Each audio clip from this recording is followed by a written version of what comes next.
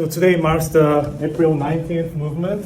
International students who are not aware of the historical significance of today's date in Korean history. Today marks the important date of democratic Korea. Why I showed you this video is that as we study consumer behavior and how people perceive and be motivated and behave and participate, I think Korea's phenomenon, historical events such as this, which shows the large population, even university students and high school students, middle schoolers participate in this kind of a civic movement is very iconic in terms of the democracy through the world. As we see Arab Springs, labor unions in different countries, it is always challenging to maybe persuade citizens to participate for the right causes. Even recently we saw this candlelight revolution. We impeached president. So that shows how Korea is so dynamic, not just in consumption culture, but also in terms of the politics. As foreign students, you have a chance to see the dynamics of Korea's culture. It's so dynamic, I think, compared to other countries. You would develop your own opinions regarding Korean culture, Korea's politics, and people's emotions,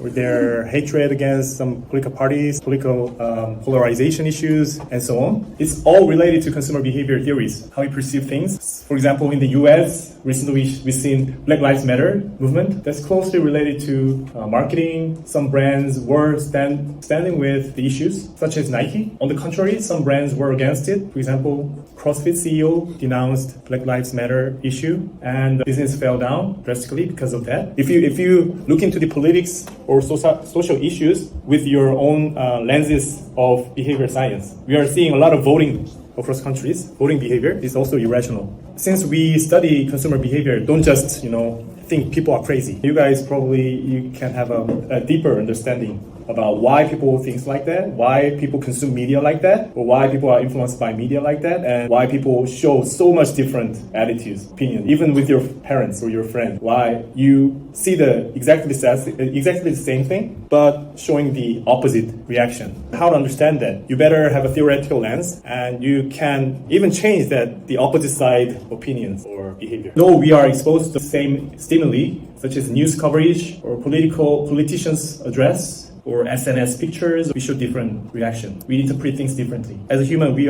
can be manipulated by the media or people with the power.